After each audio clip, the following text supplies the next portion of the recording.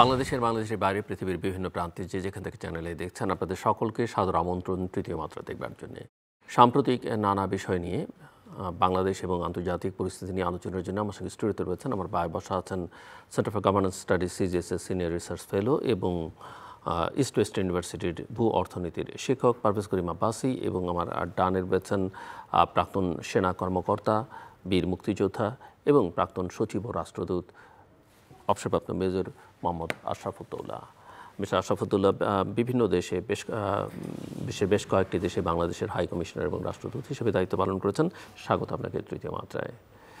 প্রথমবার এসেছেন, সেই জন্যে মিস্টার পারভেজ করিম আব্বাসী আপনাকে দিয়ে আলোচনাটা শুরু করতে চাই। এবং দুদিন আগেই কুনমিংয়ে বাংলাদেশ, পাকিস্তান এবং চীন একটি চুক্তিতে আবদ্ধ হয়েছে এবং মূলত চীনের উদ্যোগে খুব বেশি দিন ধরে এই উদ্যোগটা লক্ষ্য করা যায়নি, মাস দুয়েকের উদ্যোগে এটা সফল একটা।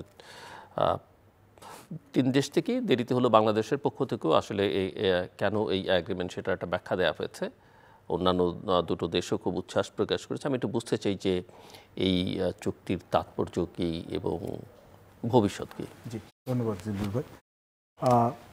এই খবর পেলাম যে আপনি যেভাবে বললেন যথার্থভাবে যে চীন, বাংলাদেশ এবং পাকিস্তানের মধ্যে একটা ট্রাইল্যাটারাল একটা এগ্রিমেন্ট সাইন করা হয়েছে এবং এটা হচ্ছে যে কুনমিং শহরে করা হয়েছে, যেটা কুনমিং এখানে চীন এবং সাউথ এশিয়া ফোরামের একটা সাউথ এশিয়া সাইডলাইনে বসে এবং কুনমিং বহুদিন ধরে হচ্ছে চাইনিজ গভর্নমেন্টের বেইজিংয়ে হচ্ছে যে এটা হচ্ছে যে the hub of connectivity with south Asia. তো এখানে যে সাউথ এশিয়ার সাথে রিজিনাল ইন্টিগ্রেশন করার জন্য কুনমিং শহরটাকে এখানে বেছে রাখা হয়। তো চায়নার যতগুলো আউটরিচ হয় দক্ষিণ এশিয়ার সাথে কুনমিংটা হচ্ছে কেন্দ্রস্থল। তো এটা হচ্ছে প্রথমটা হচ্ছে লক্ষণীয়। তো চায়না যেটা এখানে চেয়েছিল অনেক দিন ধরে সেইটাই আমরা বোধহয় বাস্তবায়ন হতে দেখছি, যেখানে হচ্ছে যে দক্ষিণ এশিয়ার মধ্যে ওরা ওদের ফুটপ্রিন্ট যেটা আছে, বিদ্যমান ফুটপ্রিন্টটা আছে, সেটাকে ওরা বাড়াতে চাচ্ছে। এবং এখন হচ্ছে যে আগের যে শেখ হাসিনার সরকার, ওরাও চীনের সাথে একটা সহযোগিতা এখানে দাঁড় খুলেছিল বা এখানে, বাট ওদেরকে তখন ব্যালেন্স করতে হতো যে চীনের সাথে যদি বেশি ওরা কাছে চলে যায় তাহলে ভারতের এখানে হচ্ছে যে উষ্মা এখানে ওদেরকে এটা সামলাতে হতো এবং তার সাথে সাথে তো পশ্চিমা বিশ্বের একটা শঙ্কা ছিলই। এখন অন পেপার এখানে যা আমি দেখলাম যে এখানে মোফার এই যে স্টেটমেন্ট, প্রেস স্টেটমেন্ট রিলিজ করা হয়েছে এবং নিউজ পেপারে বেশ কয়েক জায়গায় এখানে আর্টিকেল যে ইনিশিয়াল অ্যানালাইসিস হয়েছে, ওরা বলছে হচ্ছে কিছু কিছু জিনিস ওরা হচ্ছে আইডেন্টিফাই করেছে, লো হ্যাঙ্গিং ফ্রুটস বা শর্ট টার্ম বা মিডিয়াম টার্ম ওদের এখানে হচ্ছে কোঅপারেশনের ভিত্তি হিসাবে, যেমন কৃষি খাত, তারপর হচ্ছে সবুজ অবকাঠামো, ইনফ্রাস্ট্রাকচার বা গণবায়ু, এখানে যে পরিবেশ এখানে বান্ধব, এখানে যেখানে আপনার প্রযুক্তি আনা বা তার সাথে সাথে হচ্ছে সমুদ্র, এখানে ম্যারিটাইম টেকনোলজি, আইসিটি এবং তার সাথে সাথে আবার হচ্ছে যে অবকাঠামোগত উন্নয়ন যেগুলো আছে, এইগুলোই হচ্ছে যে আপাতত হচ্ছে যেভাবে করেছে এবং যে people to people contact, think ট্যাঙ্কের এখানে হচ্ছে এখানে কোঅপারেশন বা ফেসিলিটেশন করা। তো এটা হচ্ছে একটা সফট একটা পুশ অন পেপার এবং এটা বলছে যে এটা মাল্টিল্যাটারাল কোঅপারেশনের জন্য এটা করা হয়েছে এবং হচ্ছে এটা হচ্ছে ওপেন রিজিনাল এখানে হচ্ছে একটা ইন্টিগ্রেশন ওরা করছে এবং এটা বলছে এটা কোনো তৃতীয় পক্ষের বিরুদ্ধে এটা এম করা হচ্ছে না। অন পেপার এটা ভালো, কেন চীন আমি সবসময় বলবো যে বাংলাদেশের স্বাধীনতার পর থেকে, বিশেষ 1975 সাল থেকে কিন্তু বাংলাদেশের ডেভেলপমেন্ট পার্টনার হিসাবে, ট্রেড পার্টনার হিসেবে এবং to certain extent security partner হিসেবে কিন্তু চীনের একটা রোল আছে, বিশেষত বিআরআই ব্যাপারে। এখানে বেল্ট অ্যান্ড রোড ইনিশিয়েটিভে বাংলাদেশ যেহেতু এটা মেম্বার এবং চীনের যে যত এখানে যে সিগনিফিকেন্ট ইনভেস্টমেন্ট আছে আমাদের এখানে এবং লোনস যেভাবে বাড়ছে, তো চীনের একটা সে আছে, এটাই স্বাভাবিক। এবং বাংলাদেশে হচ্ছে RCEP-তে জয়েন করতে চাচ্ছে, রিজিনাল কম্প্রিহেনসিভ ইকোনমিক পার্টনারশিপে, এবং এলডিসি গ্র্যাজুয়েশনের পর বাংলাদেশে কিন্তু নতুন বাজার খোঁজার হচ্ছে ওটার উপর চাপ বেড়ে গেছে।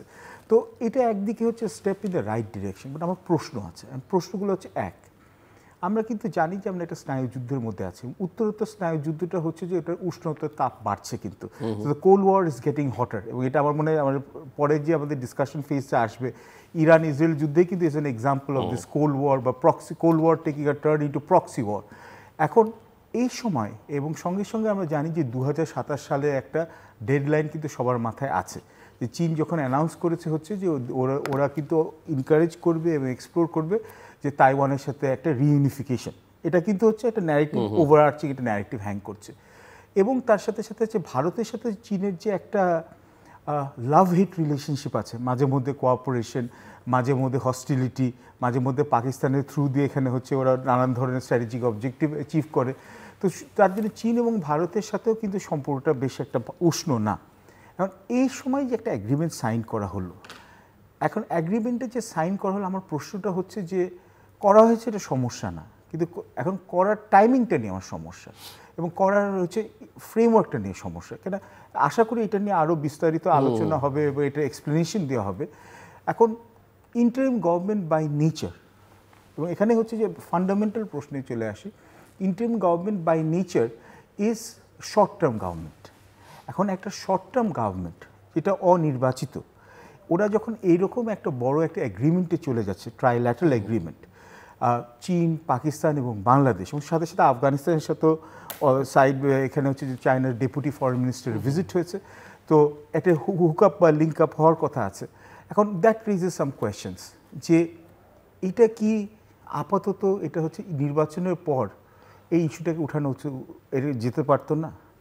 দুই, এই অন্তর্বর্তীকালীন সরকার যে ইনিশিয়েটিভ নিয়েছে হতে পারে ভালো, হয়তো দেশ হয়তো বেনিফিটও পাবে, বেনিফিট অফ দ্য ডাউট আমি দিলাম, কিন্তু এইটার সময় যে যখন গেল, এটা কি এখন যে মেজর যে পলিটিক্যাল পার্টিজ আছে তাদের সাথে কি কনসাল্ট করা হয়েছে?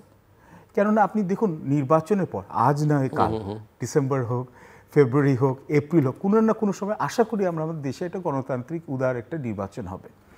এখন এই নির্বাচনের পর যে নির্বাচিত সরকার আসবে, যেই আসুক, বিএনপি, জামাত, এনসিপি বা অন্য যে কোনো একটা কম্বিনেশন, তারা কিন্তু এই এক্সিস্টিং অ্যাগ্রিমেন্টেরকে এটা অনার করতে হবে, নাহলে কিন্তু সম্পর্কে চীনের সাথে সম্পর্ক কিন্তু আবার টান পোড়ান হবে। এবং চীনের সাথে যে আমাদের এই এগ্রিমেন্টটা গেলাম, এখন এটা যে আমরা শুনছি পশ্চিমা বিশ্বের সাথে বাংলাদেশের বর্তমান সরকারের যথেষ্ট অ্যালাইনমেন্ট আছে, এবং অবভিয়াসলি হচ্ছে যুক্তরাষ্ট্রের সাথে হচ্ছে it's a very important trade partner and very important partner period. এখন এটা কি ওদের চোখে কি এটা কি এখানে এটা ভালোভাবে কি দেখা যাবে? এবং তার সাথে আরেকটা প্রশ্ন আছে, ভারতের সাথে এমনিতেই আমাদের সম্পর্কটা ভালো না, আর এমনিতেই হচ্ছে ভারত এবং বাংলাদেশ একজন আরেকজনের মোটিভটা সন্দেহের চোখে দেখে। এখন এই সময় যে এই ট্রাইল্যাটারাল এগ্রিমেন্টটা হবে, তখন কি ওদের সাথে যে আমাদের সম্পর্কটাকে আরও বেশি তলানিতে ঠেকবে? এবং চীনের এখানে হচ্ছে এই স্ট্র্যাটেজি যে একটা ব্লক করছে, এই ব্লকটা বানানোর পর আমরা কি তাহলে একসাথে কি পশ্চিমের সাথে যে একটা ভালো সম্পর্ক আছে, ওইটা কি সম্পর্কে কি আমাদের ফাটল ধরবে নাকি না, আর ভারতের সাথে বৈরিতা বাড়বে নাকি না, এইগুলো হচ্ছে চিন্তা করার। এই চিন্তাগুলো করতে হবে। যে একটা প্রশ্ন রেখে আমি আম্বাসাডর আশরাফুদ্দৌলার কাছে যাচ্ছি, যে আপনি চীনের প্রসঙ্গ, ভারতের প্রসঙ্গ, যুক্তরাষ্ট্রের প্রসঙ্গ টানলেন, এবং মাঝখানে এর মাঝে এই যে মিয়ানমারে হিউম্যান করিডোর দেয়া, হিউম্যানিটেরিয়ান করিডোর বা চ্যানেল, সেটা দেওয়ার আলোচনা হলো। আমরা জানি যে চীন এই প্রসঙ্গে খুব একটা হ্যাপি ছিল না, যেমনটা মিয়ানমারও ছিল না। মানে এগুলো কিভাবে দেখেন? আবার বাংলাদেশ থেকে যদি বলে যে তোমরা তো ব্রিক্স করেছো, আমরা কি আপত্তি করেছি, আমরা তো তার মেম্বার হতে চাই, সো আমরা আলাদা করে একটা করলে অসুবিধা কি, এরকম যদি কেউ যুক্তি দেন। আমার কেন জানি যে আমি ওখানে যাবেন, আমার শুধু একটাই মনে হচ্ছে 1 মিনিটের মধ্যে, আমার মনে হয় কি এটা হচ্ছে কি foreign policy by trial and error, এবং এটা কিন্তু খুব ডেঞ্জারাস ব্যাপার। কেন হচ্ছে যে হঠাৎ করে আমরা রাখাইন করিডোর বা রোহিঙ্গা করিডোর নিয়ে বললাম, এবং দেখলাম চীন এবং সাউথ ইস্ট এশিয়া, যে আসিয়ানের মধ্যে আমরা ইন্টিগ্রেট হচ্ছে, তাদের মধ্যে কিন্তু সবারই মধ্যে কিন্তু একটা নেগেটিভ একটা চিন্তা ভাবনা ছিল, এবং ভারতের কথা তো ছেড়েই দিলাম, এখানে একটা আশঙ্কা বেড়ে গেল। এবং গণমাধ্যমে এবং দেশের সাধারণ মানুষের মধ্যে যখন এটার ব্যাপারে শঙ্কা দেখা গেল, এখন কিন্তু এই রোহিঙ্গা করিডোর নিয়ে আপাতত আলাপ আলোচনাটা বন্ধ আছে, এবং বিএনপিও এটা নিয়ে সরব হলো, এটা বৈঠকের পরে চুপচাপ হয়ে গেলেন। আচ্ছা, আর্মি চিফও ওনার হচ্ছে যে ওনার রিজার্ভেশনের কথা প্রকাশ করলেন, ওপেনলি করলেন। তো এখন এরপর কিন্তু এটা থেমে গেছে। এখন আবার হচ্ছে চীনের সাথে ট্রাইল্যাটারাল এগ্রিমেন্ট, এটা কি অনেকটা আগের সরকারের মতো একবার চীনকে খুশি করা, একবার হচ্ছে আবার অন্যকে ব্যালেন্স করে, আবার পশ্চিমা বিশ্বকে ব্যালেন্স করা। ধরেন আগের সরকার তো করেছে, ব্যালেন্স করেছে, আপনার জন্য এইসব আলোচনার প্রসঙ্গ থাকলো, ব্যালেন্স করেছে, কিন্তু তার সংযোগটা খুব গভীর ছিল ভারতের সঙ্গে। এই সরকারের কার সঙ্গে সেটা বোঝা খুব মুশকিল হচ্ছে কি, নাকি একদমই হচ্ছে না? এদিকে চীন, ভারতকে বাদ রাখলে কি হয়, ওইদিকে অনেকে মনে করেন যে যুক্তরাষ্ট্র দ্বারাই প্রভাবিত হচ্ছে সবকিছু, আবার বলছে যে যুক্তরাষ্ট্র তো আবার খুব ফিকেল, তার রেজিম চেঞ্জের সাথে সাপোর্টও চেঞ্জ হতে পারে, তার জন্য আবার চীনকেও আমরা সাথে রাখি। কিন্তু সমস্যা হচ্ছে কি, আপনার যদি একটা কম্প্রিহেন্সিভ স্ট্র্যাটেজি না থাকে, তাহলে কিন্তু আপনার এই পলিসি অবজেক্টিভসগুলো কোনো ফলাফল পাওয়া হবে এবং সাংঘর্ষিক হয়ে যায়। জি, মিস্টার আশরাফুদ্দৌলা। ধন্যবাদ আপনাকে জিল্লুর ভাই, আপনার প্রথম আপনার এই অনুষ্ঠানে আসতে পেরে আমি খুব আনন্দিত বোধ করছি। আপনার এই অনুষ্ঠানটি বহুল প্রচারিত, বহুল সমাদৃত এবং বহুল আলোচিত। So আপনাকে আবার ধন্যবাদ জানাচ্ছি আমাকে আপনার এখানে আমন্ত্রণ জানানোর জন্য।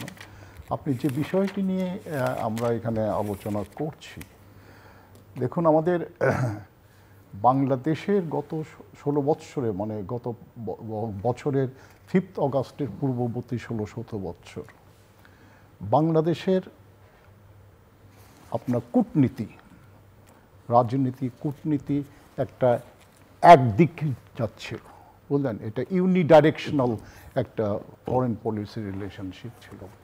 এখানে যদিও চায়না এবং ভারতের মধ্যে আমাদের সম্পর্ক, যেটা যে চায়না সবসময় আমাদের সঙ্গে একটা সুগভীর সম্পর্ক ছিল 1975 সনের পর থেকে, কিন্তু ভারতের সঙ্গে সম্পর্কটা আমাদের কিন্তু ব্যারোমিটারের মতো ওঠানামা করেছে। কিন্তু চায়নার একটা স্টিডি ছিল এবং steadily it has Ryzen across the political divides.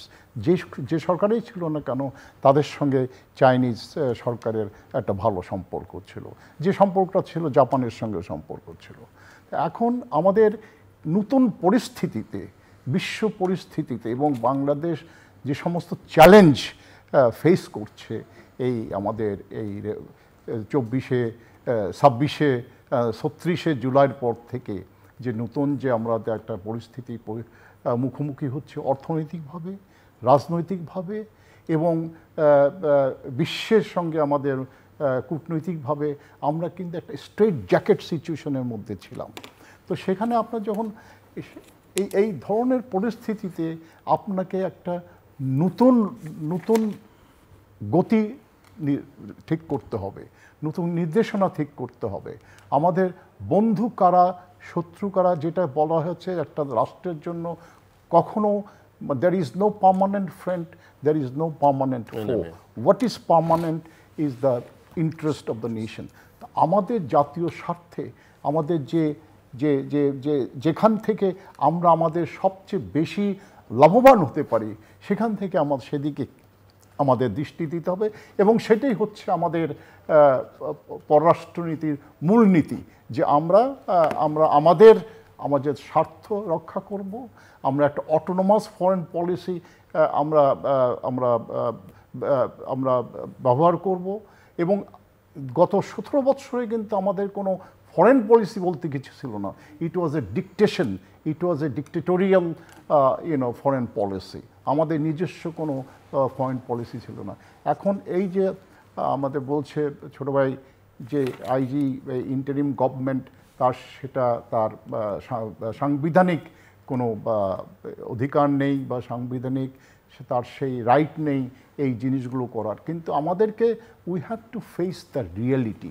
আমরা তো বর্তমানেই বেঁচে থাকি, আমাদের ভবিষ্যতে কি হবে সেটা নিয়ে তো আমরা চিন্তা করি না। আমাদের সবচেয়ে মোস্ট ইম্পর্টেন্ট হচ্ছে আমরা এখন বাঁচবো না এখন মরবো। সেই জন্য আমাদের যেসব কাজ করা দরকার সেইগুলো আমাদের করা। আমি এখন যে এই যে আমাদের 3 দেশের যে একটা অ্যাগ্রিমেন্ট হয়েছে, এটা কিন্তু হঠাৎ করে হয়নি। চীনের সঙ্গে তো আমাদের সবসময়ই ছিল এবং পাকিস্তানের সঙ্গে আমাদের একটা বৈরিতা সৃষ্টি হয়েছিল গত 17 বৎসরে। কিন্তু তার আগে কিন্তু আপনি দেখবেন যে আওয়ামী লীগ যখন 96 থেকে 2001 সাল পর্যন্ত ক্ষমতা ছিল, তখন কিন্তু পাকিস্তানের সঙ্গে একটা ভালো একটা মোটামুটি একটা সম্পর্ক সৃষ্টি করেছিল এবং তার মাধ্যম ছিল আমাদের সালমান রহমান সাহেব, উনি ছিলেন সেই মাধ্যম। এটা আমরা সবাই জানি। তো হঠাৎ এই নতুন তারা 2007 সনে আসার পরে বাংলাদেশের ক্ষমতাকে কুক্ষিগত করার জন্য একটা আমাদের মুক্তিযুদ্ধকে একটা অস্ত্র হিসেবে ব্যবহার করে, সেই মুক্তিযুদ্ধকে অস্ত্র হিসেবে ব্যবহার করতে তারা পাকিস্তানের বিরুদ্ধে একটা বিরোধিতা করে। পাকিস্তানের বিরুদ্ধে অবশ্যই ইতিহাস তো ইতিহাস, পাকিস্তান আমাদের বাংলাদেশে যা করেছে, তারা যে জেনোসাইড করেছে, যারা ক্ষতি করেছে, সেটা ইতিহাসে লেখা আছে, এটা ইতিহাস কখনো মুছে যাবে না। আমি ভিয়েতনামের রাষ্ট্রদূত ছিলাম, সেখানে আপনারা সকলেই জানেন যে আমেরিকা ভিয়েতনামে তাদের 15 বৎসর যুদ্ধের সময় কি ক্ষয়ক্ষতি করেছে, কত লক্ষ কত কোটি মানুষ মেরেছে, অ্যাটম বোমা ফেলেছে, তাকে সেখানে কেমিক্যাল বোমা ফেলেছে। মানে এখনও আমি যখন 2003 সালে রাষ্ট্রদূত ছিলাম আমি তখন দেখেছি সেই সব এইসবের কারণ যে মানুষ যে অসুস্থ হয়ে যায়, পঙ্গু হয়ে যায়, সেটা আমি নিজের চোখে দেখেছি। কিন্তু ভিয়েতনামের সরকার এটা হচ্ছে তার একটা প্র্যাগম্যাটিক সরকার। তারা ইতিহাস, তাদের যে পলিসি হচ্ছে, ইতিহাস তো আছেই, আমরা ইতিহাসকে ফেরাতে পারবো না, we can't rewind the history. কিন্তু আমাদের এখন মেন মুখ্য হচ্ছে সম্পূর্ণ সামনের দিকে এগিয়ে যাওয়া। আমরা সেই সামনের দিকে কিভাবে এগিয়ে যাব, রাজনৈতিকভাবে, অর্থনৈতিকভাবে, সামাজিকভাবে। এই যে উপলব্ধিটা হওয়ার পরে তারা আমেরিকার সঙ্গে নতুন করে একটা সম্পর্ক সৃষ্টি করেছে। এবং সবচেয়ে যে ইন্টারেস্টিং বিষয়টাই হচ্ছে যে ভিয়েতনামের দীর্ঘ যুদ্ধর সময় জাপানের এগেনস্টে, আপনার ব্রিটেনের এগেনস্টে, ফ্রান্সের এগেনস্টে চায়না তাদেরকে সাপোর্ট করেছে। সেই চায়নার সঙ্গে দীর্ঘ সাপোর্ট করেছে, তারা হেল্প করেছে, তারা ট্রেন করেছে, কিন্তু সেই চায়নার সঙ্গে কিন্তু তাদের সেই হৃদয়তার কোনো সম্পর্ক নেই। তো আমিও সেটাও আমি দেখি যে ভারতের সঙ্গে। এটার কারণটা কি? আমাদের আজকে আমি যদি হতাম ভারতের পররাষ্ট্রমন্ত্রী বা পররাষ্ট্র মন্ত্রণালয়ে যদি আমি চাকরি করতাম, তাহলে আমি বলতাম বাংলাদেশ আমাদের একটা বন্ধু রাষ্ট্র, এই বাংলাদেশের স্বাধীনতার জন্য আমরা তাদেরকে সাহায্য করেছি। এটা আমরা কখনো অস্বীকার করতে পারবো না যে ভারত যদি আমাদেরকে যুদ্ধের সময় আমাদেরকে সাহায্য না করতো, তাহলে আমাদের স্বাধীনতার যুদ্ধটা আরও দীর্ঘায়িত হতো। এখন সেটার উচিত ছিল যে ভারত সেই ইতিহাসের পরিপ্রেক্ষিতে তাদের উচিত ছিল যে বাংলাদেশ একটা রাজনৈতিক একটা সংকটের মধ্যে দিয়েছে, তারা যেভাবে দেখে যে বাংলাদেশকে বলে যে গোল্ডেন ফ্রেন্ডশিপ উইথ বাংলাদেশ, সেইটাই যদি তাদের যদি একটা তত্ত্ব হতো, তাহলে তাদের উচিত ছিল যে এই পরিস্থিতিতে বাংলাদেশের সঙ্গে এগিয়ে আসা, যে দেখো তোমরা একটা পরিস্থিতির মধ্যে দিয়ে যাচ্ছ, আমরা আছি, আমরা তোমাদের নেইবার, আমরা তোমাদের বিগ নেইবার, আসো আমরা কিভাবে তোমাদেরকে সাহায্য করতে পারি, কিভাবে তোমরা এই সমস্যা থেকে উত্তীর্ণ করতে পারি, আমরা একসঙ্গে সেজন্য কাজ করব। আমাদের একটা বন্ধুত্বর সঙ্গে গভীরতা আছে। তো এই জিনিসটা কিন্তু ভারত যেহেতু করে নাই, উল্টো ভারত কি করেছে, আমাদের সঙ্গে বইতে এমনভাবে নিয়েছে, বিশ্বমঞ্চে নিয়ে গেছে, প্রেসিডেন্ট ট্রাম্পের কাছে তুলে দিয়েছে, মিথ্যা কথা বলেছে যে আমাদের দেশটা একটা ফান্ডামেন্টালিস্ট কান্ট্রি হয়ে যাচ্ছে। এবং ডক্টর ইউনূসকে পার্সোনালি তারা অ্যাটাক করেছে, যে ডক্টর ইউনূসের সমস্ত জীবন উনি নারীর উন্নয়নের জন্য কাজ করেছেন। আপনি কিভাবে তাকে বলতে পারেন যে সে একটা ফান্ডামেন্টালিস্ট এবং নারীর উন্নয়ন তো একসঙ্গে যায় না, এটা সম্পূর্ণ আলাদা। এটা হচ্ছে বাংলাদেশের প্রতি তাদের যে গভীর শত্রুতা, তাদের আমাদের সঙ্গে যে আমাদের প্রতি তাদের যে একটা রাগ, একটা ঘৃণা, সেটাই তার বহিঃপ্রকাশ। পারবে, যেটা আমি যাবার আগে আপনার কাছে শেষ প্রশ্ন করে গিয়েছিলাম যে যুক্তরাষ্ট্র, চীন, ন্যাশনাল সিকিউরিটি অ্যাডভাইজার যুক্তরাষ্ট্রে, এদিকে এই চুক্তি হলো, তারপরে আমরা দেখছি এদিকে বিএনপির সঙ্গে মার্কিন চার্জ দ্য অ্যাফেয়ার্স মিটিং করলেন, কালকে দেখা করলেন বিএনপি নেতৃবৃন্দের সঙ্গে। আবার বিএনপি নেতৃবৃন্দ, আমরা যখন কথা বলছি রাতে, তারা হয়তো চীনের পথে আছে। তো সব মিলিয়ে আমি আপনার যদি প্রশ্ন আমি ওটাই বলছেন তো। এবং বিএনপি একসময় ন্যাশনাল সিকিউরিটি অ্যাডভাইজারের পদত্যাগ দাবি করলো, আবার তার সঙ্গে লন্ডনে তারা বেশ ভালোভাবে মিটিং করলেন।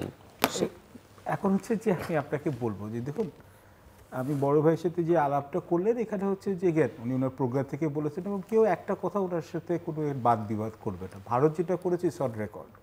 সো এবং আমার মনে হয় যে ভারত তার স্টক বাংলাদেশের সাথে নিজের পায়ে কুড়াল মেরেছে, কারণ সাধারণ মানুষকে এলিনেট করছে। হাউএভার, আমার প্রশ্নটা কিন্তু স্টিল রিমেইনস ভ্যালিড, যে অন্তর্বর্তীকালীন সরকার whether is elected or unelected, ওরা স্টেপটা নিতেই পারে। আমি প্রশ্নগুলো একে একে আসি, বা আপনারা ওইটাও বলে দিচ্ছি ছোটো করে, তারপরে তো অন্য টপিকে যাব। একটা হচ্ছে, প্রথমে আমাদের জিজ্ঞেস করা উচিত, কেন ওরা তো হচ্ছে লক স্টেপ অ্যান্ড ব্যারেল এখন হচ্ছে বাকি যে বড় রাজনৈতিক দলদের সাথে ওরা হচ্ছে ইন কনস্ট্যান্ট নেগোসিয়েশন টাচ আছে। এখন তো বিএনপি তো খুব ভালো বন্ধু হয়ে গেছে লন্ডনের ভিজিটের পর, হচ্ছে ভালো হয়েছে, দেশের জন্য ভালো হয়েছে, সংকট কমেছে। তো এখন আমার প্রশ্ন এটা যে বড় যে রাজনৈতিক দল যেমন বিএনপি, জামায়াতে ইসলামী, এটা তো বড় রাজনৈতিক দল, আওয়ামী লীগের অ্যাবসেন্সে এরা দুটোই আছে, এদের সাথে কি কনসাল্ট করা হয়েছে? এটা হচ্ছে নাম্বার ওয়ান। না করা থাকলে আমার মনে হয় এদের কনসালটেশন করা উচিত, কেননা যখনই নির্বাচন হয়, ধরে নিচ্ছি ফেব্রুয়ারি প্রথম সপ্তাহে হওয়ার সম্ভাবনা আছে, নাহলে ম্যাক্সিমাম এপ্রিলে পরের বছর হবে, তখন কিন্তু ওই যে আপনার যে এগ্রিমেন্টটা আছে ওই অ্যাগ্রিমেন্টের দায়বদ্ধতা আপনার থাকবে। এখন অ্যাগ্রিমেন্টে এখানে হচ্ছে কি সফট কানেক্টিভিটির ব্যাপারটাই বলা হয়েছে, এটাও কোনো সমস্যা নাই। কিন্তু আপনার সঙ্গে সঙ্গে আমরা আবার দেখছি হচ্ছে যে আমাদের ন্যাশনাল, আপনিই বললেন যে ন্যাশনাল সিকিউরিটি অ্যাডভাইজার এখন যুক্তরাষ্ট্রে আছেন সফরকালীন, এবং শুধু এটা না, পাকিস্তানের যে army chief field marshal Asim মুনিরও এখন আমেরিকায় আছেন, ওখানে ভিজিটও করেছেন। জি, এখন আইএসআই চিফও আছেন। তো এখন ওরা একদিকে চীনের সাথে ট্রাইল্যাটারাল এগ্রিমেন্ট করছে পাকিস্তান, এবং আবার একসাথে হচ্ছে পাকিস্তানের আবার যুক্তরাষ্ট্রের সাথে ওদেরকে এক ধরনের একটা মৌলিক একটা সমর্থন দেওয়ার জন্য ইরানের সাথে ওরা বর্ডার বন্ধ করে দিয়েছে, এবং এটাও কিন্তু চলছে, সবাই কিন্তু হেজ করছে। চীন এখানে একদিকে পাকিস্তানের সাথে এখানে হচ্ছে যে একটা ওদের কন্টিনিউয়াস সাপোর্ট করে এখানে দেখাচ্ছে, আবার ভারতের সাথে কিন্তু ট্রেড কোঅপারেশন কোলাবোরেশনের এগ্রিমেন্ট কিন্তু ওখানে কথা কিন্তু ওরা চালিয়ে যাচ্ছে। যেমন মোদি এবং প্রাইম মিনিস্টার মোদি এবং শি জিনপিংয়ের এখানে যে ভিজিটটা, হেজ করাটা কোনো সমস্যা না, দেশের জাতীয় বৃহত্তর জাতীয় স্বার্থে আপনি অনেকের সাথে হচ্ছে আপনি হচ্ছে এখানে এনগেজ করতে পারেন। কিন্তু আমার কাছে কথাটা হচ্ছে, do you have a concrete plan? আপনার একটা প্ল্যান, আপনার যদি এখানে আপনি এখানে বাধা পাচ্ছেন, তখন অল্টারনেট একটা প্ল্যান করে একজনকে অখুশি করছেন, তারপর আবার অন্য একটা রাস্তা দিয়ে আরেকজনকে খুশি করছেন। এইটার চেয়ে হচ্ছে যে আপনার একটা কংক্রিট যদি একটা প্ল্যান দিয়ে আগান, যদি ওনারা এটা একটা ফ্রেমওয়ার্কের আন্ডারে থাকে তাহলে ভালো। এবং আমার কথা হচ্ছে যে এটা যদি একটা দীর্ঘস্থায়ী সরকার হতো, দীর্ঘমেয়াদী সরকার হতো, এই পলিসিগুলো নিলে আমার কিন্তু অতটা শঙ্কা ছিল না। কেননা ইনারা হচ্ছে as by doctor Yunus's own words, ওনারা হচ্ছেন যে ওনারা ফেব্রুয়ারি বা এপ্রিলের মধ্যে ওই নির্বাচন দিয়ে চলে যাবেন। কিন্তু এইগুলো হচ্ছে লং টার্ম স্ট্র্যাটেজিক এনগেজমেন্ট। এবং আমরা কিন্তু দেখছি পশ্চিমা বিশ্বে, আপনার ট্যারিফ যুদ্ধ বলেন বা এটাই বলেন, যুক্তরাষ্ট্রের ট্রাম্পের আপনি পার্সোনালিটি যাই বলেন, কিন্তু এটা তো আপনি ইগনোর করতে পারবেন না যে যুক্তরাষ্ট্র সব যে ঠিক করে তাও না, নৈতিকভাবে অনেক কিছু আমি সমর্থন করতে পারি। তো যুক্তরাষ্ট্র হচ্ছে একমাত্র super power, world's largest exporter, world's largest importer, world's most powerful military, world's largest financial architecture. এবং চায়না উঠে আসে, কিন্তু চায়নার সাথে এখন যুক্তরাষ্ট্রের অনেকটা গ্যাপ আছে। এখন এইরকম একটা সময় এই যে আপনাদের যে এই এগ্রিমেন্টটা করছি, অনেক দেশই করছে, কিন্তু এখানে হচ্ছে এটার সাথে কিন্তু আমরা কি এটা কি হচ্ছে যে এটা কি মিসরিপ্রেজেন্ট করতে পারে, এবার কি মিসকনস্টিটিউট হতে পারে। তো এটা হচ্ছে যে আমাদের স্ট্র্যাটেজি, আমরা শিওর যে আমাদের যারা এখানে যারা এই পলিসি প্রণেতারা আছেন, ওনারা এটা চিন্তা করেছেন। কিন্তু আমিও যদি হচ্ছে মানে আগে যেমন শেখ হাসিনার সরকারে ছিল, যাই বলা হতো ঠিকই বলেছেন, ওরা 1971-কে ওয়েপেনাইজ করা হতো। এখন আমরা যেই পলিসি করব, যদি বলবো যে আগের পলিসিটা খারাপ ছিল, আরে আগের পলিসি খারাপ ছিল এটা মানছি, কিন্তু এখনকার পলিসির ভ্যালিডিটি দেখানোর জন্য আগের পলিসিকে ঢালাওভাবে ক্রিটিসিজম করলে কিন্তু আমার কিন্তু এখনও আমি উত্তরগুলো পাচ্ছি না। যে ট্রাইল্যাটারাল এগ্রিমেন্ট, কিন্তু হ্যাঁ, ট্রাইল্যাটারাল এগ্রিমেন্টে কোথাও কি লেখা আছে যে আমরা যেটা আমাদের জন্য আরও important, regional comprehensive economic partnership, চীনের নেতৃত্বে সবচেয়ে বড় যে ফ্রি ট্রেড এগ্রিমেন্ট, ওখানে কি আমরা মেম্বারশিপ পাবো না কিনা, বা ব্রিক্সে কি আমরা মেম্বারশিপ পাবো না কিনা? এটা যদি হয় তাহলে আমার অন্তর্বর্তীকালীন সরকার বলা উচিত যে এই এজেন্ডাতে বা আমরা আসিয়ানে ঢুকতে পারবো না কিনা। এইগুলো যদি হয় তাহলে আমাদের জন্য এটা আমি বলবো যে it's not a bad move. এবং অবভিয়াসলি আমরা যে কোনো একটা এগ্রিমেন্ট করি, যে কোনো একটা অ্যালাইনমেন্ট করি, এটার জন্য কিন্তু অবভিয়াসলি এটা কিন্তু একটা কাউন্টার রিয়াকশন হতে পারে। এটা আমাদের স্ট্র্যাটেজিতে বা আমাদের এখানে এটা ওয়ার গেমিং করা উচিত। জি, অ্যাম্বাসাডার আশরাফুদ্দৌলা আপনার কাছ থেকে শুনতে চাই, এবং আমি একটু আসলে ইরান ইসরায়েল যুদ্ধের দিকে তাকাতে চাই, এবং সর্বশেষ যুক্তরাষ্ট্রের সঙ্গে সরাসরি জড়িয়ে পড়ার প্রসঙ্গটাও আপনি কীভাবে দেখেন?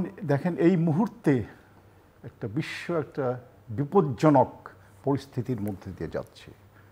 We are at the brink of third world war. Iran এবং ইসরায়েলের যে যুদ্ধটা, এটা কিন্তু একটা ঐতিহাসিক প্রেক্ষাপট আছে, এবং সেই ঐতিহাসিক প্রেক্ষাপটটা এটা নতুন না, এটা কয়েক হাজার বছর পিছনে যেতে হবে। তো অবশ্যই আমাদের এখন সেই সময় নেই সেটা আলোচনা করার। আমি ধরেন মোসাদ্দেক যখন ছিল প্রাইম মিনিস্টার, মোসাদ্দেক যখন প্রাইম মিনিস্টার হলো ইরানের, তখন উনি যে ইরানের যেসব মানে তেলের সম্পদ ছিল, মিনারেল যেসব ছিল, এটা তখন অ্যাংলো আমেরিকানরা কন্ট্রোল করতো। মোসাদ্দেক এসে তখন সেটা সে ন্যাশনালাইজ করে ফেলে।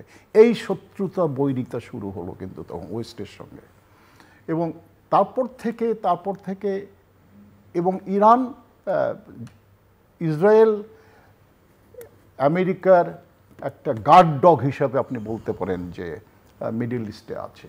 এবং ইসরায়েলের যে রাষ্ট্র যে জন্ম, সেই রাষ্ট্রটার জন্ম যেটা হয়েছে, আমি একটা জিনিস দেখছি যে ইসরায়েল আমেরিকা খ্রিস্টান, sorry I am not fanatic, আমি যেটা বলছি যে আপনি যদি দেখেন, লক্ষ্য করে দেখেন যে এরা কিন্তু সবাই একসঙ্গে হয়েছে যে মুসলিম বিশ্বকে ধ্বংস করার জন্য। সেটা তার মধ্যে ভারতও জড়িত আছে। আপনি যদি দেখেন তাদের সঙ্গে কোঅপারেশনটা 1187 সনের 2 অক্টোবর, যেটা দৈবক্রমে আমার জন্মদিন, সালাউদ্দিন যখন পুনরুদ্ধার করলো জেরুজালেম, জেরুজালেম শব্দটা হচ্ছে শান্তির স্থান, কিন্তু সেখানে বোধহয় কখনো শান্তি ফিরে আসেনি। তখন সালাউদ্দিন কি করলেন, উনি বলেছেন যে যারা ক্রুসেডার ছিল, উনি বলেছেন যে সবাই যার যার ইচ্ছা সবাই সব কিছু নিয়ে যেতে পারে, নিরাপদে নিয়ে যেতে পারে, এবং সেটা জুইশদেরকে এবং খ্রিস্টানদেরকেও কিন্তু একই ওনার উদারতা উনি দেখিয়েছেন। এবং একজন প্রিস্ট, খ্রিস্টান প্রিস্ট, সে তার একটা মানে তার ভর্তি করে ট্রাকের মতন, তখন তো ছিল না ঘোড়ার গাড়ি বা গাধার গাড়ি, ভর্তি করে যত সম্পদ নিয়ে যাচ্ছিল। তখন সালাউদ্দিনের এক সেনাপতি তাদেরকে আটকিয়েছিল এবং সালাউদ্দিনকে এসে বলছে যে সে তো আমরা সব কিছু নিয়ে যাচ্ছে, এটা আপনার দরকার। সালাউদ্দিন বলেছে যে না, তুমি তাদেরকে ছেড়ে দাও। দেখেন উদারতা। তারপর ঐতিহাসিকভাবে আপনার জুরা, ইট ইজ দ্য জুজ হু আপনার জিসাস খ্রাইস্টকে ইয়ে করেছে, মানে ক্রুশবিদ্ধ করেছে। এবং Spanish inquisition early 17th সেঞ্চুরিতে, 18th সেঞ্চুরিতে, এখানে মুসলমানরা কিন্তু তাদেরকে জুদেরকে তাদেরকে নিরাপত্তা দিয়েছে, তাদেরকে গ্রহণ করেছে এবং তাদের যত কিছু সেফটি দরকার সব কিছু তারা তাদেরকে দিয়েছে। কিন্তু জুইশরা তারা কিন্তু কখনো এটার প্রতিদান দেয়নি। আপনি যদি দেখেন ঐতিহাসিকভাবে যে কোথাও জুরা কোথাও থাকতে পারেনি, তারা না ব্রাজিলে থাকতে পেরেছে, না ইউরোপে থাকতে পেরেছে। ইরানের পারস্যতে তখন যখন সাইরাস দ্য গ্রেট উনি যখন ছিলেন, তারপরে এরপরে যে আছে দারিয়াস, তাদের সময় কিন্তু তারা অনেক জু ওখানে ইরানে ছিল, কিন্তু সেই জুরা এখন তাদের বিরুদ্ধে গেছে। কিন্তু এখন সেটা কেন? এই যে আমি একটা ইন্টারেস্টিং জিনিস আমি দেখি যে আপনি যদি ঐতিহাসিকভাবে দেখেন, জুইশরা they are responsible for the crucifixion of Jesus. আমার এক আমেরিকান বন্ধু, আমি যখন রাষ্ট্রদূত ছিলাম এবং সেটা হচ্ছে আমেরিকান ইভাঞ্জেলিস্টরা কিন্তু মানে তারা কিন্তু খুব স্ট্রংলি জায়নিজমকে তারা সাপোর্ট করে। আমি তাকে জিজ্ঞাসা করেছিলাম যে আচ্ছা, তোমাদের জিসাস খ্রাইস্টকে তো জুরা হত্যা করেছিল, তাদের সঙ্গে তোমাদের এই গভীর সম্পর্কটা কীভাবে? তোমাদের ধর্মীয় অনুভূতিতে আঘাত করে না? তো বলে যে এটা হচ্ছে রিয়েলিজম, আমাদের ফিউচারিস্টিক রিয়েলিজম। সেটা হচ্ছে কি, যে আমাদের বিশ্বাস যে ইসরায়েলে একদিন পৃথিবীর সবখানে যেখানে আপনার জুরা বিচ্ছিন্নভাবে বসবাস করছে, একটা সময় আসবে তখন জুরা ইসরায়েলে চলে আসবে এবং সেটার জন্য আমরা সাহায্য করছি। এবং যখন সমস্ত জুইশরা যখন একসঙ্গে ইসরায়েলে আসবে, তখন Jesus Christ will resurface, he will emerge. হ্যাঁ, যেটা বলা হয় আর কি, যে উনি আসবেন এবং তখন সমস্ত জুদেরকে উনি খ্রিস্টান হিসাবে তাদেরকে ধর্মান্তর করবে। এই যে তাদের একটা ফোকাস, সেখান থেকেই তাদের সম্পর্ক। এখন আমরা আসি নতুন ইয়েতে, এই এখন যে বর্তমানে যে জিনিসটা হচ্ছে, Iran has never posed any threat to Israel. তারা শুধু বলেছে যে ইসরায়েল যেহেতু মুসলমানদেরকে, তাদের প্যালেস্টাইনদেরকে, লেবাননিজদেরকে তারা যেভাবে হত্যা করছে, নির্বিচারে হত্যা করছে, গত 3 বৎসর থেকে কিভাবে হত্যা করছে, যেন সমস্ত পৃথিবীতে কেউ নেই, পৃথিবীর চোখ বন্ধ করে রয়ে গেছে, কেউ কোনো কথা বলছে না। সেটাই একমাত্র মুসলিম রাজ্যতে, মুসলিম বিশ্ব থেকে একমাত্র ইরান সেটার প্রতিবাদ করেছে। এখন ইরানের যে তার বলা হয়, যে অ্যাকিউজ করা হয় যে তাদের নিউক্লিয়ার উইপন আছে, খোদ আপনার তুলসী গাবার্ড, যে হচ্ছে ন্যাশনাল আমেরিকান নিরাপত্তা ন্যাশনাল উপদেষ্টা। ইন্টেলিজেন্স হেড, সে বলেছে তারা এখনো কোনো প্রিপারেশন নেই, তারা তাদের কাছে নেই। IAEA তারা বলেছে তাদের কোনো প্রিপারেশন নেই, তারা নেই। তারপরেও এই যে নেতানিয়াহু যে ন্যারেটিভটা দিচ্ছে, সে জোর করে মনে মনে একটা কিছু খাবার জোর করে তার ট্রাম্পের মুখের মধ্যে ঢুকিয়ে দিচ্ছে। এখন ট্রাম্প, আপনি চিন্তা করেন, দেখেন একটা ডিপ্লোম্যাসি ভদ্রতার কতগুলো লিমিট আছে। ট্রাম্প বলেছে 2 সপ্তাহের মধ্যে যদি ইরান যদি না আসে টেবিলে, তাহলে আমরা এই সময়টা দিলাম, এর যদি না আসে তখন আমরা আক্রমণ করব। 2 দিনও যায়নি, 2 দিনও যায়নি। এগুলো কেন?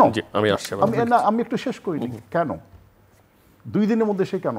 যেভাবে ইরান রিটালিয়েট করেছে জেরুজালেমে, যেভাবে ইসরায়েলে যেভাবে রিটালিয়েট করেছে, আর যদি 4-5 দিন থাকতো তাহলে ইসরায়েল কিন্তু ধূলিসাৎ হয়ে যেত।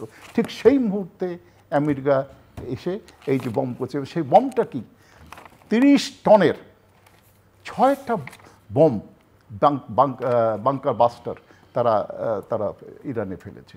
তো এটার মধ্যে তো আপনি মানে রেশনাল বলতে কিছু দেখছেন না, ইন্টারন্যাশনাল রুলস বলতে কিছু।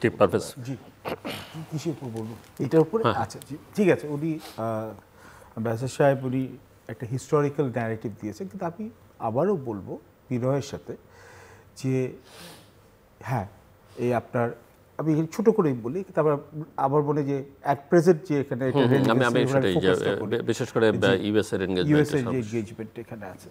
বাট প্রথমে এটা বলা উচিত যে এটা কিন্তু ঠিক না যে সকল ইহুদি এখানে হচ্ছে যে সকল ইহুদিরাই হচ্ছে যে ইসরায়েলি রাষ্ট্র সমর্থক। কেন তার যদি হয় তবে ইসরায়েলের সবচেয়ে বড় কট্টর যেখানে হচ্ছে যে ক্রিটিক যাকে বলা হয়, যে ইসরায়েলকে ডিনাউন্স করেছে, সে নম চমস্কি, এবং ওনার মতো বড় মাপের মানে হচ্ছে বোধহয় পাবলিক ইন্টেলেকচুয়াল আমেরিকাতে কোনোদিন জন্মায় নাই। এবং ইসরায়েলের মধ্যে অনেকে আছেন যারা এখানে বলেন যে হচ্ছে যে এখানে একটা জেনোসাইড চালানো হচ্ছে গাজার মধ্যে। তো দেখুন, মানুষ মাত্রই ভালো হতে পারে, মানুষ মাত্রই খারাপ হতে পারে। এবং আমি আরেকটা কম্পোনেন্ট ধরে রাখি, এবং এটা দিয়ে এখন আজকের কনটেক্সটে বলি, যুক্তরাষ্ট্র এত হঠাৎ করে ট্রাম্প এতটা রেকলেস হলো কেন, এটা হচ্ছে আমাদের প্রশ্ন। এখন আপনি যদি দেখেন, ইসরায়েল কিন্তু পুরোপুরি একা নয় এখানে রিজনে, কেন ইসরায়েলকে কিন্তু সাইলেন্টলি বা ইনডিরেক্টলি কিন্তু সাপোর্ট দিচ্ছে হচ্ছে Saudi Arabia, Egypt, UAE, Kuwait, Qatar অতটা না, কেন কাতার ব্যালেন্স করতে যাচ্ছে, বাহরাইন, ওমান, এই প্রত্যেকটা দেশই কিন্তু, এবং এক অর্থ কিন্তু টার্কিও কিন্তু পিছন থেকে দিচ্ছে, এবং প্রত্যেকে কিন্তু ডিফারেন্ট কনটেক্সটটা আছে। এবং তার জন্য OIC-তে যদিও বা আপনার প্রতীকী প্রতিবাদ হচ্ছে, এখানে একদিকে কিন্তু হচ্ছে যে ইসরায়েল কিন্তু হচ্ছে আরবদের মধ্যে যে অন্তত আরব শাসকদের মধ্যে যে এখানে সুপ্ত বাসনা, যে এখানে হচ্ছে ইসরায়েলের এবার ইরানের হচ্ছে যে ওই নিউক্লিয়ার ডেভেলপমেন্ট ক্যাপাসিটিটা ওরা হচ্ছে নিউট্রালাইজ করতে চাচ্ছে, এটা হচ্ছে। এবং আমি এটা আপনার এই প্রমাণ হিসেবে বলছি, এখানে মানুষ বলবে কোথা থেকে বলছো, এটা হচ্ছে যে কিং আবদুল্লাহ যিনি ছিলেন, তো উইকিলিক্সের যে এখানে হচ্ছে এটা কেলেঙ্কারি হলো, যে ডিক্লাসিফাইড ফাইলস, সেখানে কিং আবদুল্লাহ হচ্ছে জর্জ বুশ জুনিয়রকে বলছেন সাপের মাথাটাকে কেটে ফেলেন। সাপের মাথাটাকে কেটে ফেলেন মানে এটা কি? এটা হচ্ছে ইরান, এবং ইরানের নিউক্লিয়ার ক্যাপাবিলিটিকে ওরা ধ্বংস করে দেওয়ার জন্য চায়। এবং এটার জন্য হচ্ছে সৌদি আরবিয়া এবং UAE-র সাথে কিন্তু আপনার ইসরায়েলের কিন্তু একটা ডিরেক্ট একটা ইনভলভমেন্ট আছে, এবং এব্রাহাম অ্যাকর্ডসের ব্যাপারে ওই দিকে যাচ্ছে। এখন আমি এখনকার কথাটা বলি, বিনিয়ামিন নেতানিয়াহু কেন করলো? Is there a method to the madness? কেন আমাদের এখন হচ্ছে যে, এখন দেখুন ওরা প্রথমে কি করলো, এতকাল কিন্তু এখানে মিডল ইস্টে একটা ব্যালেন্স অফ টেরার ছিল, বিকজ ইরান এবং ইসরায়েল দুজনই হচ্ছে যেখানে হচ্ছে সফিস্টিকেটেড সিভিলাইজেশনস, এবং হ্যাঁ of course Israel is an outpost of the West, because এখানে হচ্ছে US-এর সবচেয়ে বড় হচ্ছে মিলিটারি এইড রিসিপিয়েন্ট এখানে আছে, এবং I-PAC American Israeli public affairs committee হচ্ছে সবচেয়ে বেশি ইনফ্লুয়েন্সিয়াল যুক্তরাষ্ট্রের পলিসি মেকিং। এবং প্যালেস্টাইনের লোকদের নিয়ে যে অন্যায় হচ্ছে, যে জেনোসাইড হচ্ছে, এটা কিন্তু অনেক অর্থে কিন্তু ওদের আমেরিকান জনগণের মধ্যে প্রতিবাদ হলেও কিন্তু ওখানে ওদের প্রভাব রাখে কিন্তু ওদের পলিসিগুলোকে চেঞ্জ করার জন্য। এখন এই ক্ষেত্রে অনেক আগেই কিন্তু ওয়ার গেমিং করা হচ্ছে, এবং আমেরিকান এন্টারপ্রাইজ ইনস্টিটিউট, যেটা একটা নিওকন একটা ইনস্টিটিউট, তো ওটার এখানে এবং BBC প্যানোরামাতে এটা আসলে যখন হচ্ছে যে ক্লিন্টন যখন ক্ষমতায় আসেন, ওরা বলেছেন যে মধ্যপ্রাচ্যে যুক্তরাষ্ট্র এবং ইসরায়েলের স্বার্থ অভিন্ন, এবং ইসরায়েলের স্বার্থটা রক্ষা করার জন্য কিছু কিছু দেশকে হচ্ছে ওরা নিউট্রালাইজ করতে হবে। এবং টপ অফ দ্য লিস্ট ছিল ইরাক, দ্বিতীয় ছিল লিবিয়া, তৃতীয় ছিল হচ্ছে লেবানন, চতুর্থ ছিল হচ্ছে সিরিয়া, এবং পঞ্চম হচ্ছে ইরান। তো আপনি যদি এইভাবে আপনি এখানে দিয়ে যান, তো 4টা দেশে কিন্তু অলরেডি রেজিম চেঞ্জ হয়ে গেছে, এবং প্রত্যেকটা জায়গায় কিন্তু সিরিয়াও মানে ইরান যেহেতু জানতো যে ওদের এসিমেট্রিক একটা পাওয়ার আছে, যুক্তরাষ্ট্রের সাথে ওরা সরাসরি পাবে না। তো ওরা কি করেছিল হচ্ছে যে লেবাননে হচ্ছে শিয়া যে ধর্মাবলম্বী আরব ধর্মাবলম্বী হেজবুল্লাহর সাথে শেখ নাসরাল্লাহ যিনি মারা গেলেন এই ইসরায়েলি বম্বিংয়ে, এখানে হচ্ছে আপনার এই হেজবুল্লাহকে দিয়ে এখানে হচ্ছে অপারেট করাতেন। ইরাকে হচ্ছে কাতাবে হেজবুল্লাহ বলে এখানে শিয়া মিলিশিয়াদেরকে অ্যাটাক করতেন, যুক্তরাষ্ট্র যুক্তরাজ্য এইসব টার্গেট করতেন। বাশার আল আসাদকে দিয়ে সিরিয়াতে অপারেট করতেন।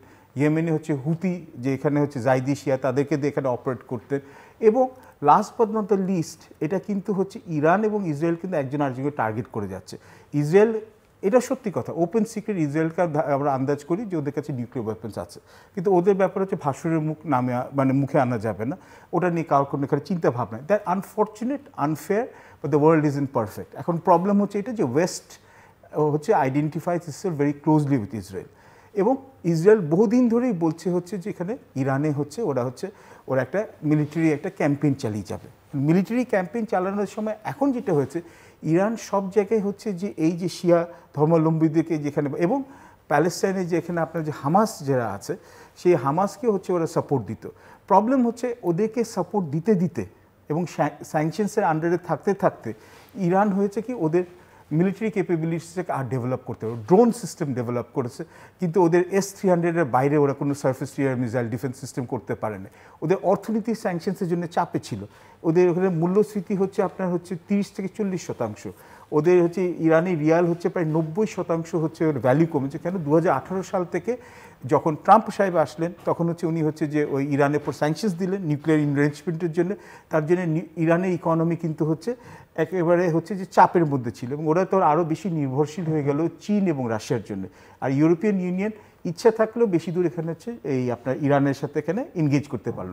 এখন কথা হচ্ছে বিনিয়ামিন নেতানিয়াহু কেন এটা করলেন?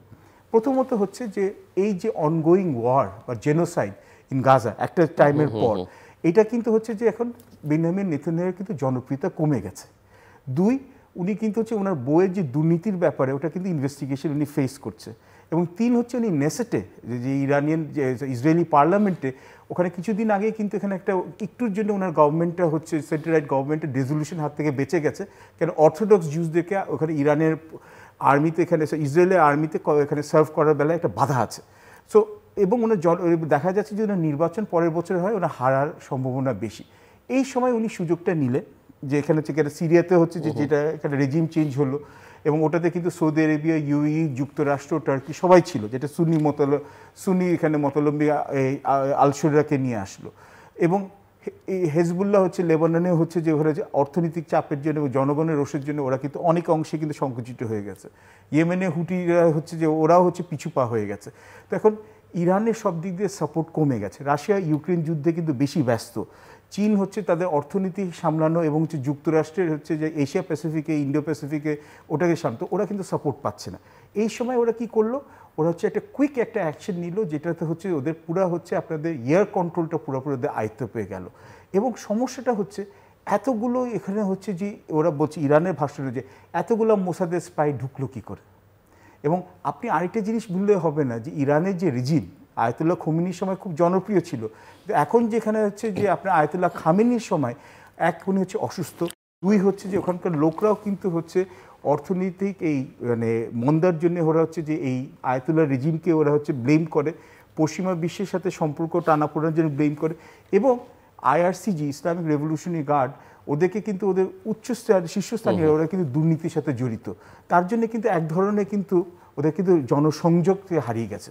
এবং last but not the least, যুক্তরাষ্ট্র যখন এই যে এখানে অ্যাটাকটা করলো B-52 স্টেলথ ফাইটার দিয়ে, এখানে হচ্ছে যে বাংকার বাস্টিং বোমস যেগুলোকে বলে, যেগুলো হচ্ছে 13,000 কেজির মতো এবং চলে যেতে পারে হচ্ছে 60 ফিট হচ্ছে আপনার কংক্রিটের নিচে বা 200 ফিট মাটির নিচে। ওটা হচ্ছে তিনটা হচ্ছে আপনার নিউক্লিয়ার এনরিচমেন্ট ফ্যাসিলিটিসের উপর করলো। একটা হচ্ছে ফোর্দো তেহরান থেকে 135 কিলোমিটার দূরে, একটা হচ্ছে নাতানস, একটা হচ্ছে ইস্পাহান। যুক্তরাষ্ট্র নিজেই বলছে, ওদের এখানে এজেন্সির এরা বলছে, তুলসি গ্যাবার্ড কিন্তু ইনিশিয়াল অ্যাসেসমেন্টে বলেছিল সেনেটে যে ওদের কিন্তু এখনও নিউক্লিয়ার ওয়েপন্স ডেভেলপ করে নেই। তো যুক্তরাষ্ট্র এখানে ডোনাল্ড ট্রাম্পও কিন্তু এখানে ক্রিটিসিজম ফেস করেছে যে মিডল ইস্টে উনি বলছে ফরএভার ওয়ারে জড়াবে না। কিন্তু ইসরায়েলের পুলটা এত বেশি যে এখন দেখেন ইউরোপিয়ান ইউনিয়নে এখানে হচ্ছে যে খুব মিউটেড ক্রিটিসিজম হচ্ছে, এবং সৌদি আরবিয়া হচ্ছে প্রতীকী প্রতিবাদ করছে। কিন্তু সমস্যা হচ্ছে যে এই যে এখানে ইরানে যে এখানে একের পর এক এখানে আক্রমণ করা হচ্ছে, এখন ট্রাম্পকে তো আমরা জানি যে উনি নেগোসিয়েশনে পাত্তা মানে ধার ধারেন না, এবং আমরা বলছি মাল্টিল্যাটারাল সিস্টেমের ভিতরে উনি পেরেক এখানে ঠুকেই যাচ্ছেন একের পর এক। প্রবলেম হচ্ছে যে রাশিয়াও এখন বেশি দূর আগাবে না, কেন ইউক্রেনের সাথে যুদ্ধে মোটামুটি ওখানে রাশিয়াকে ফ্রি হ্যান্ড দিয়ে দিয়েছে যুক্তরাষ্ট্র, কিছুটা প্রতিবাদ করবে, বাট এটাই।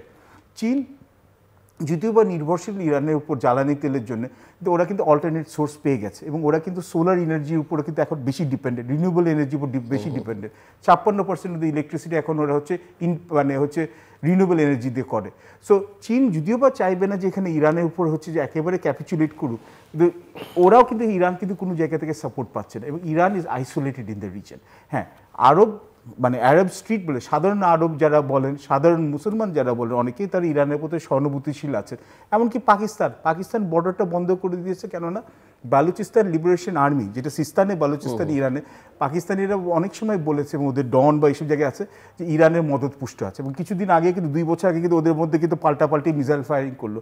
কেন এই যুদ্ধের সময় কিন্তু এই আপনাদের আর্মি চিফ এবং আইএসআই চিফ কিন্তু ওয়াশিংটনে থাকার কথা না, তো এক ধরনের কিন্তু আপনি প্রতীকী সমর্থন পেয়ে যাচ্ছে।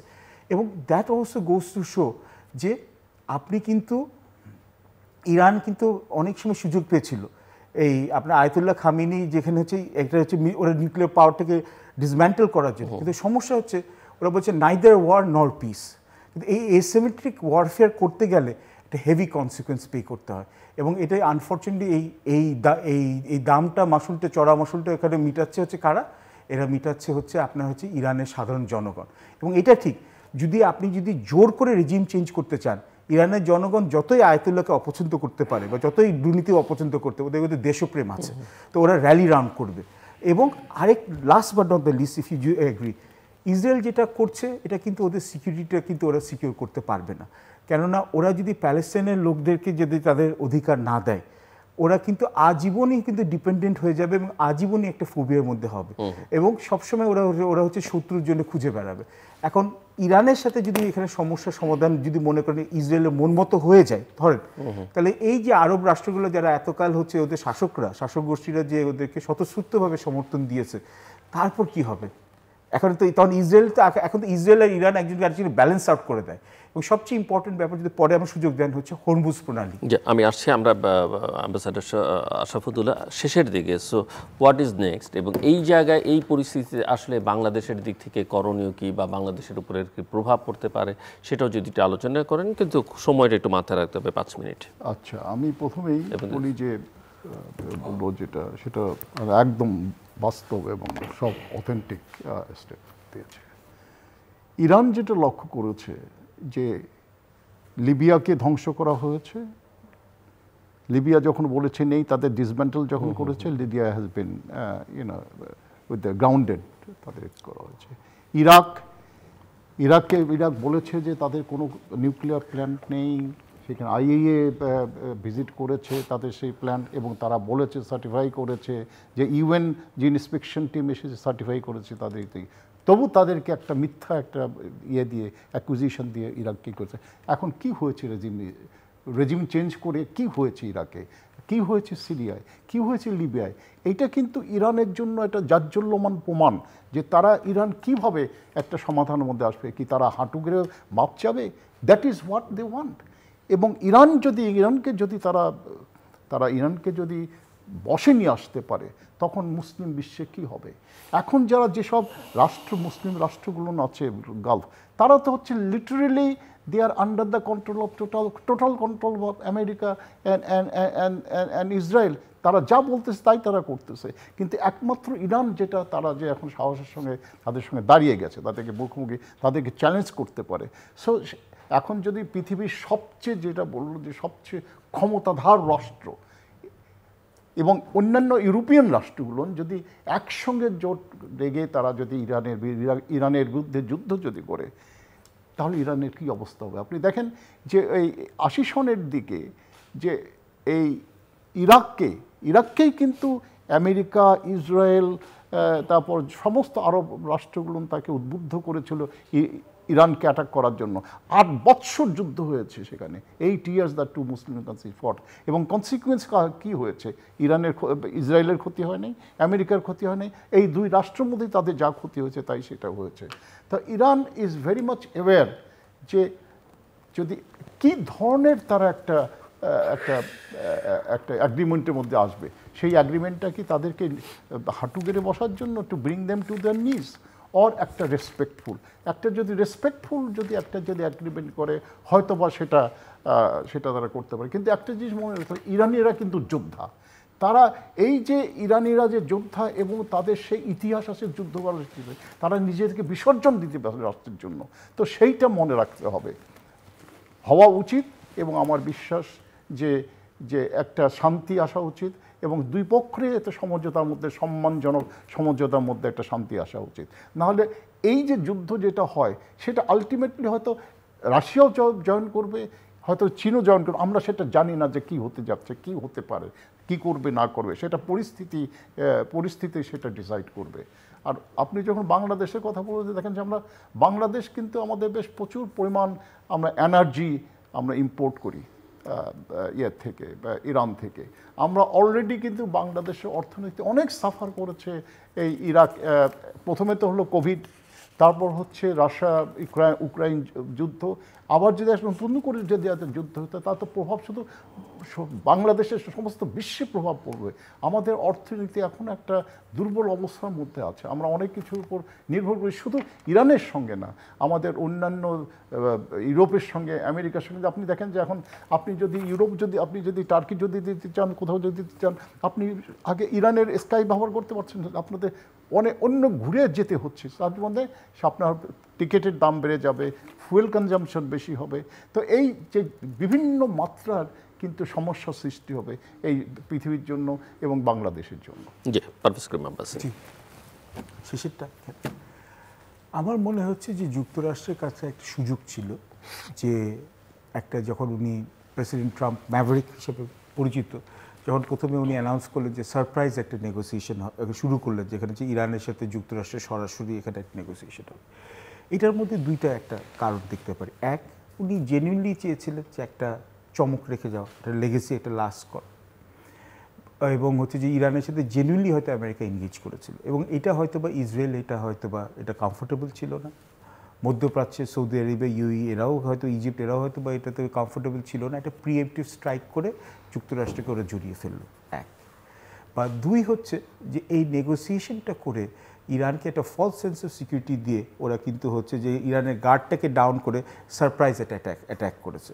যদি দুটো কারণেই হোক, আমি বলবো যে যেহেতু যে যাই বলুক, যুক্তরাষ্ট্র is the only super power in the world, is a global হেজেমন।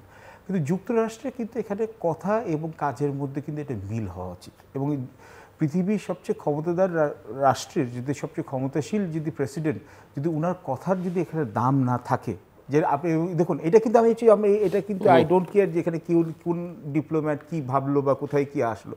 যুক্তরাষ্ট্র কিন্তু এখানে কিন্তু আমরা এখন অনেক সমালোচনা করছি, কিন্তু এই ম্যাগনিটস্কি অ্যাক্ট যদি যুক্তরাষ্ট্রের সরকার না দিত, আমাদের মধ্যে অনেকেই কিন্তু জেল হাজত বা ঘুমু হয়ে যেত। তো এই যে হিউম্যান রাইটস বলুন, আপনি বলুন সিলেক্টিভ হিউম্যান রাইটসই বলুন, human rights, democracy, environmental conservation, freedom of thought, এটারও কিন্তু যুক্তরাষ্ট্রে একটা পজিটিভ একটা ইম্প্যাক্ট আছে। আমাদের কাছে মনে হয় যে আমাদের প্রেসিডেন্ট আইজেনহাওয়ারের যে যুক্তরাষ্ট্র, বা হচ্ছে প্রেসিডেন্ট কেনেডি যে যুক্তরাষ্ট্র, বা এমনকি প্রেসিডেন্ট বিল ক্লিন্টনের যে যুক্তরাষ্ট্র যেখানে, বা ব্যারাক ওবামার প্রথম দিকে যেখানে যুক্তরাষ্ট্র, ওই যুক্তরাষ্ট্রের সাথে কিন্তু অনেক মানুষ আইডেন্টিফাই করে, এমনকি চীন রাশিয়ার অনেক সাধারণ মানুষ আইডেন্টিফাই করে। স্ট্র্যাটেজিক অবজেক্টিভ এক হবে এমন কোনো কথা না। এবং প্রেসিডেন্ট ট্রাম্প এখন হয়তোবা গিমিক দিয়ে এখানে করে যাচ্ছেন, কিন্তু ভবিষ্যতে মধ্যপ্রাচ্যে যদি উনি হচ্ছে একটা ইভেন হ্যান্ডেড অ্যাপ্রোচ করতেন ইরান আর ইসরায়েলের মাঝখানে, বা যদি কনফ্লিক্টটা থামিয়ে দিতেন, নিজ থেকে জড়িত না জড়িয়ে গেল, আমার মনে হয় যে যুক্তরাষ্ট্রের ইন্টারেস্ট কিন্তু প্রোটেক্টেড হতো। এখন যেটা হচ্ছে, না যুক্তরাষ্ট্রের এখানে হচ্ছে peace and security objectives achieved হবে, না Israeli peace and security objectives achieved হবে, না আরব রাষ্ট্রগুলোর peace and security objectives achieve হবে। এব্রাহাম অ্যাকর্ডেরও এখনও ঝুঁকিতে পড়ে গেল। IMEC, India Middle East African corridor, এটাও ঝুঁকিপ্রাপ্ত হলো। এবং আমার যেটা ভয় হচ্ছে যে এই জঙ্গিবাদটা আরও বেশি করে উত্থান হতে পারে, এবং সাধারণ মানুষ সারা বিশ্বে কিন্তু এটা ভুগতে পারে। সো আমার মনে হচ্ছে যে এটা হয়তো বা যুক্তরাষ্ট্রের ইতিহাসে প্রেসিডেন্ট ট্রাম্পের যে এই স্টেপটা, এটা হয়তো বা পুনর্বিবেচনা করবে এবং বলবে যে এটা সঠিক হয়নি। আপনি কিছু যোগ করতে চান আর ছোট্ট করে? আমি ওনার সঙ্গে একমত। যেটা হচ্ছে আমাদের বিশ্বে যেভাবে বলেছে যে যুক্তরাষ্ট্র একটি সবচেয়ে ক্ষমতাধর রাষ্ট্র, এখনও কিন্তু সুযোগ কিন্তু চলে যায়নি, এখনও সুযোগ আছে এবং প্রেসিডেন্ট ট্রাম্প সেই সুযোগটা নিতে পারে। যদিও তার তার তার তার যে বিশ্বস্ততা অনেক কমে গেছে, তাকে যে মানুষের বিশ্বাস যে করবে সেটা তার অনেক কমে গেছে তার এই কাণ্ড কারখানা, এবং সে যে একটা madman and he takes mad decision, এটা মানে he takes all impulsive, he is a very impulsive president, সেটা সবাই বলেছে। এবং উনি যেটা বললো যে জঙ্গিবাদের উত্থান হতে পারে, কিন্তু আপনি দেখেন যখন আরব যেসব ইরানের যেসব অ্যাপারেটাস ছিল, এই যে আপনার হিজবুল্লাহ, তাদেরকে ধ্বংস করা হয়েছে। তারপরে ইয়েমেনের যে হুতি, তারাও কিন্তু তাদের ক্ষমতা অনেকভাবে সংকুচিত হয়েছে। হামাসকে মোটামুটি তারা শেষ করে দিয়েছে। কিন্তু তারপরেও কিন্তু জঙ্গিবাদ, এটা হচ্ছে মানুষের সাইকোলজি, মানুষের যে ইমোশনটা এমন কঠিন। আমি তো আমাদের মুক্তিযুদ্ধের সময়ের কথা বলছি, আমি দেখেছি সেখানে আপনার সবচেয়ে রাষ্ট্রীয় সম্মান, আপনার দেশের সম্মান, আপনার দেশের স্বার্থ রক্ষা করার জন্য যে কোনো সময় যারা একটা নিজের জীবন উৎসর্গ করতে কিন্তু তারা কখনো দ্বিধাবোধ করে না। সেরকম একটা সিচুয়েশনে যদি আসে, এই যে ইরানের কিন্তু ইরান হচ্ছে যে মিডল ইস্টের সবচেয়ে বেশি জনবহুল রাষ্ট্র, এবং তারা যদি হিউম্যান ওয়েভ তারা যদি যায়, ধরেন আপনাদের ওই যে সুইসাইড বম্বার বা সুইটার সেলফ ইয়েতে, তাহলে কিন্তু একটা বিরাট এটা ক্ষতি হবে কি, এটা কিন্তু ইউরোপের ক্ষতি হবে না, আমেরিকার ক্ষতি হবে না, তার হয়তো অর্থনৈতিকভাবে তাদের ক্ষতি হতে, কিন্তু মানুষের জীবন হবে বেশি ধ্বংস হবে একমাত্র এই আমাদের এই। শুধু এখানে আমার 1 মিনিটের মধ্যে আছে সবাই শেষে, আমাদের উচিত বাংলাদেশ হিসাবে, এটা নিয়ে আসে নাই, আমাদের প্রচুর লোক কিন্তু ইরানে আছে, 2000 অধিক লোক আছে। আমাদের ওখানকার যে দূতাবাস, তাদেরকে জানা উচিত যে তাদের নিরাপত্তার ব্যাপারে কি করা হচ্ছে। এবং এখন যদি ইরানের উপর যে বম্বিং করা হলো যুক্তরাষ্ট্র, তো এখন হচ্ছে ওরা 20টার উপর বেস আছে এই মধ্যপ্রাচ্যে, যুক্তরাজ্যের বেশ কিছু বেস আছে, ওখানে যদি ওরা স্ট্রাইক করা শুরু করে, তাহলে হচ্ছে আমাদের যে লাখ যেখানে হচ্ছে যে প্রবাসী বাংলাদেশি ভাইরা আছে, ওদের নিরাপত্তার জন্য কি মানে আশু পদক্ষেপ এই সরকার নিচ্ছে, এটা কিন্তু ওয়ার গেমিং করা আছে। ট্রাইল্যাটারাল এগ্রিমেন্ট হচ্ছে, এটা এখন আরও বেশি দরকারি হয়ে পড়তেছে। দর্শক, শেষ প্রান্তে আমরা সামাজিক যোগাযোগ মাধ্যম ফেসবুক, এক্স এবং ইউটিউবে তৃতীয় মাত্রা লাইভ স্ট্রিম হচ্ছে, আপনারা দেখতে পারেন। টেলিভিশনের পর্দায় দেখতে না পারলে যে কোনো সময় যে কোনো স্থান থেকে ইউটিউবে তৃতীয় মাত্রা চ্যানেলটি সাবস্ক্রাইব করেই পর্ব বা পুরনো পর্বগুলো আপনারা দেখতে পারেন। মেজর মোহাম্মদ আশরাফুদ্দৌলা এবং মিস্টার পারভেজ করিম আব্বাসী, অসংখ্য ধন্যবাদ এই আলোচনা সেবার জন্য। দর্শক, আমরা কথা বলছিলাম, শুরু করেছিলাম যে 3 দেশীয় যে চুক্তি হলো সেটি নিয়ে, এটির যৌক্তিকতা কী বা এই মুহূর্তে প্রয়োজনীয়তা কী বা এটি বাংলাদেশের জন্য কোনো সংকট তৈরি করবে কিনা, সেটি বুঝবার জন্য আমাদের আরও খানিকটা সময় অপেক্ষা করতে হবে। তবে একথা অনেকেই অনেকদিন ধরে বলছেন যে বৈদেশিক সম্পর্কের ক্ষেত্রে দীর্ঘমেয়াদী কোনো যার প্রভাব আছে সেই সব বিষয় একটু সরকারকে রয়েছে চলাই ভালো, এগুলো জনপ্রতিনিধিত্বশীল সরকারের হাতে ছেড়ে দেয় ভালো। জাতীয় স্বার্থটা দেখতে হবে বৈদেশিক সম্পর্কের ক্ষেত্রে, সেটা ওনারাই বলছেন, এবং স্থায়ী শত্রু মিত্র বলে কিছু নেই, বাংলাদেশে আসলে সেভাবেই চলা উচিত। সামগ্রিক পরিস্থিতি যে আমরা একটা স্নায়ু যুদ্ধ থেকে পরিস্থিতিটা আস্তে আস্তে উত্তপ্ত হচ্ছে, এবং এই ইরান ইসরায়েল যুদ্ধ শেষ পর্যন্ত কোথায় গিয়ে দাঁড়াবে, যেখানে যুক্তরাষ্ট্র ইতিমধ্যে এর সঙ্গে সরাসরি জড়িয়ে পড়েছে, সেটি নিয়ে যথেষ্ট উদ্বেগ উৎকণ্ঠা রয়েছে। তবে আমরা সবাই চাই যে এই যুদ্ধাবস্থার অবসান ঘটুক, শুধু মধ্যপ্রাচ্য নয়, গোটা বিশ্বেই আসলে শান্তি প্রতিষ্ঠিত হোক। এবং এক্ষেত্রে যারা বড় বড় শক্তি আছে বা বড় প্লেয়ার আছে রাজনীতিতে, ভূ রাজনীতিতে, তাদের আসলে আরও সহনশীল, আরও নমনীয় আচরণ করা দরকার, এবং শান্তির পক্ষে নেতৃত্বের ভূমিকায় তাদের আমরা সবাই দেখতে চাই। আমাদের সঙ্গে থাকবার জন্য অসংখ্য ধন্যবাদ, আপনাদের সবার জন্য শুভকামনা।